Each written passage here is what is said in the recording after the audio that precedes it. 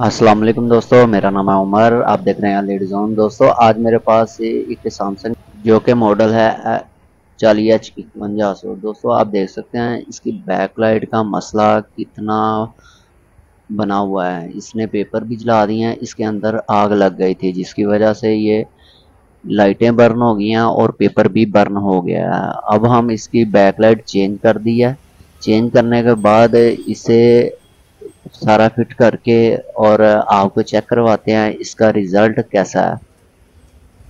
दोस्तों वीडियो अच्छी लगी हो लाइक शेयर सब्सक्राइब जरूर कीजिएगा। अल्लाह हाफिज़।